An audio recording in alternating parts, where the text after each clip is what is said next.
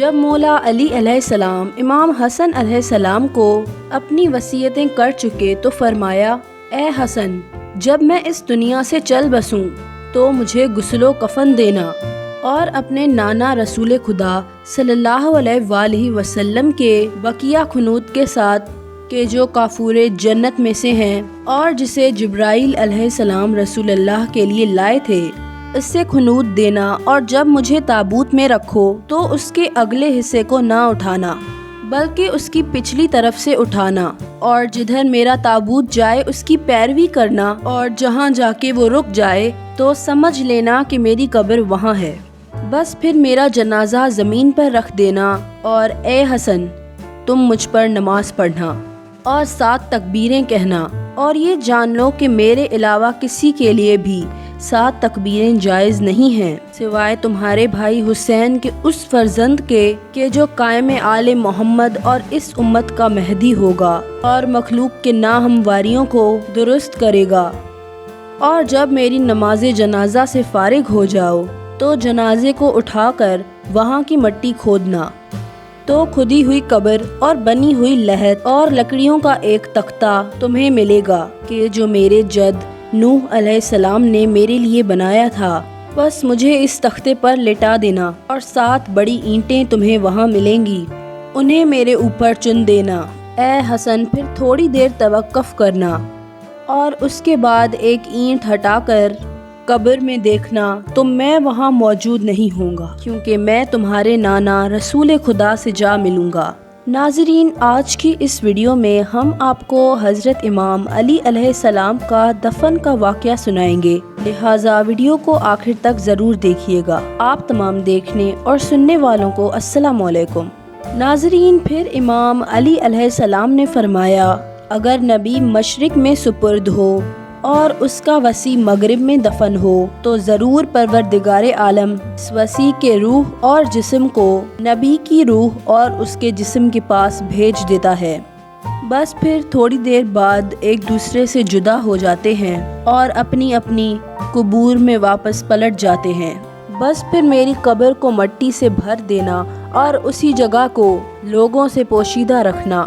بس جب دن چڑھ جائے تو تابوت ناکے پر رکھ کر کسی کو دینا کہ وہ مدینے کی طرف لے جائے، تاکہ لوگوں کو معلوم نہ ہو کہ میں کہاں دفن ہوا۔ حضرت امام جعفر صادق رضی اللہ تعالی عنہ کی روایت کے مطابق امیر المومنین علی علیہ السلام نے امام حسن علیہ السلام سے فرمایا کہ میری قبریں 4 جگہوں پر بنانا، ایک مسجد کوفہ میں، دوسری رہبہ کے درمیان، تیسری نجف میں، اور چوتھی جدہ میں بن حمیرہ کے گھر میں، تاکہ کسی کو میری قبر کا پتہ نہ چلے۔ یہ قبر کا خفیہ رکھنا اس لیے تھا کہ مبارک خوارج اور بنی امیہ کے جو انتہائی قسم کے دشمن اور حضرت علی علیہ السلام کے عدو تھے، کہیں قبر سے باخبر ہوں اور وہ یہ ارادہ کریں کہ کہیں حضرت امام علی علیہ السلام کا جسد اطہر وہ منافق قبر سے نہ نکال لیں۔ علی اور شیعان علی کے دشمن ہر دور میں اسی طرح شقی القلب رہے ہیں۔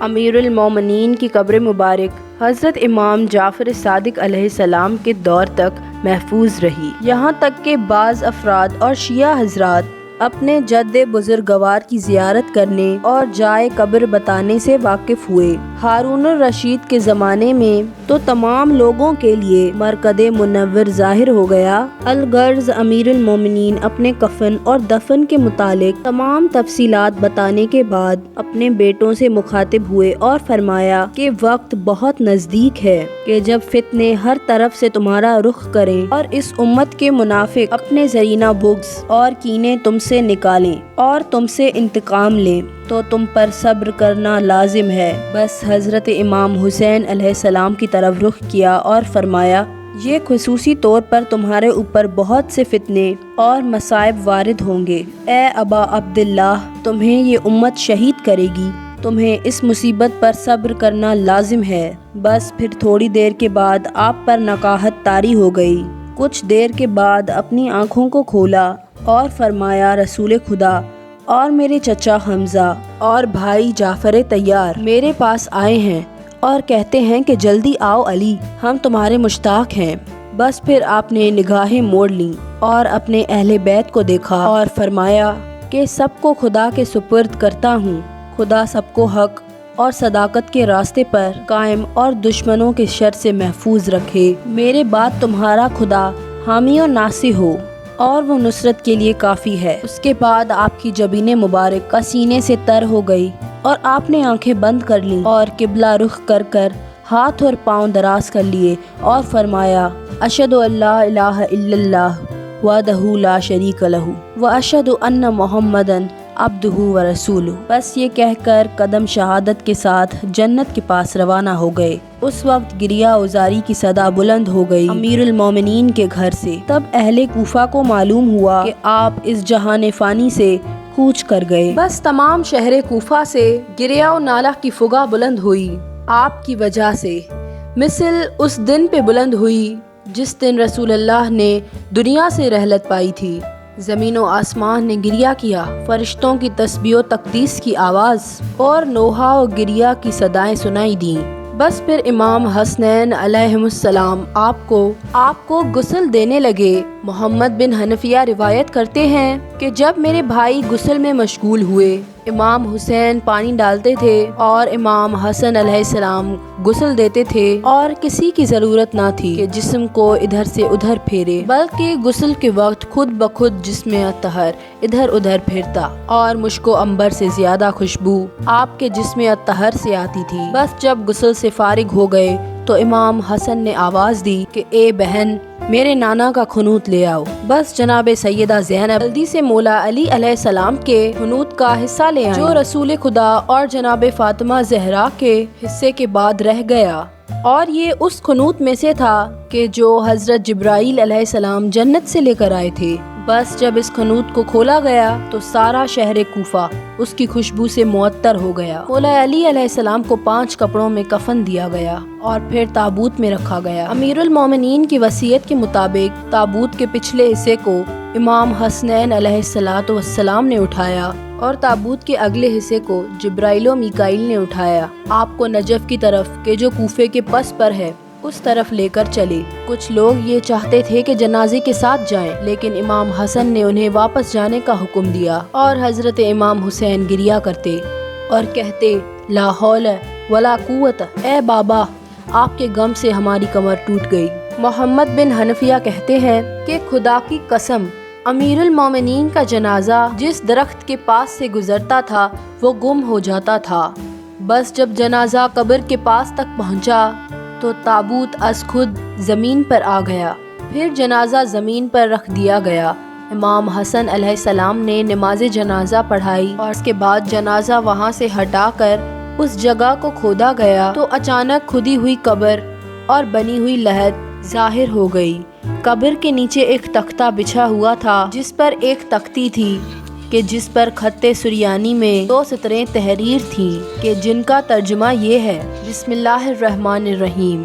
یہ وہ قبر ہے کہ جسے نبی نوح علیہ السلام نے علی وسیع محمد کے لیے طوفان سے 700 سال پہلے کھودا ہے۔ جب چاہا کہ حضرت کو قبر میں داخل کریں تو عاطف خیبی کی آواز سنی گئی، اتارو اسے کیونکہ حبیب اپنے حبیب کا مشتاق ہے۔ پروردگار عالم تمہیں صبر و جمیل کی توفیق عطا فرمائے۔ امام علی کی قبر کو بند کر دینے کے بعد ایک اینٹ سرہانے کی طرف سے اٹھائی گئی تو قبر کے اندر دیکھا تو قبر میں کچھ بھی موجود نہ تھا، تو اچانک عاطف خیبی کی آواز سنی گئی کہ امیر المومنین خدا کے صالح بندے تھے، اللہ نے انہیں نبی صلی اللہ علیہ وآلہ وسلم کے پاس بھیج دیا ہے، اور اسی طرح پروردگار انبیاء کے بعد اوصیاء کے ساتھ حسن سلوک سے کام لیتا ہے۔ بس جب صبح ہوئی تو مصلحت کی بنا پر ایک تابوت حضرت کے گھر سے نکالا گیا اور کوفے کے باہر امام حسن نے اس تابوت پر نماز پڑھی اور اس تابوت کو کوفے کی طرف روانہ کر دیا۔ بس جب آپ کی تدفین سے فارغ ہو چکے تو ساسا بن سوہانے عبدی نے تو آپ نے ان کی قبر کی مٹی اٹھا کر اپنے سر میں ڈالی اور کہا کہ اے امیر المومنین، میرے ماں باپ آپ پر فدا ہوں، اور کہا کہ بے شک آپ کی جائے پیدائش پاک و پاکیزہ، آپ کا صبر قوی اور آپ کا جہاد عظیم تھا اور جو آپ کی آرزو تھی اسے آپ نے پا لیا۔ بس اس کے بعد آپ نے بہت گریہ کیا اور دوسروں کو بھی رلایا، اور امام حسن اور امام حسین اور جناب عباس و یحییٰ اور باقی تمام شہزادوں کی طرف رخ کر کے انہیں تعزیت پیش کی۔ ایک روایت کے مطابق ایک بوڑھا آدمی کوفے میں پہنچا اور وہ روتا ہوا یہ کہہ رہا تھا کہ آج خلافت نبوت ختم ہو گئی۔ وہ آیا اور حضرت امیر المومنین کے گھر کے باہر کھڑا ہو گیا۔ اس نے مولا علی کے بہت سے فضائل پیش کیے۔ تمام لوگ خاموش تھے اور سب گریہ کر رہے تھے، لہٰذا اس نے جب اپنی گفتگو ختم کی تو وہ سب کی نظروں سے غائب ہو گیا۔ لوگوں نے اسے جتنا تلاش کیا وہ نہ مل سکا۔ بیان کیا گیا ہے کہ وہ حضرت خضر علیہ السلام تھے اور ان کے کلمات امام کی شہادت بمنزلہ زیارت حضرت امیر المومنین اور معتبر کتابوں میں باپ زیارت نقل کیے گئے ہیں۔ تو ناظرین، آپ کو یہ ویڈیو کیسی لگی؟ کامنٹ کر کے ضرور بتائیے گا۔ تب تک اپنا اور اپنے پیاروں کا خیال رکھیے گا۔ اللہ حافظ۔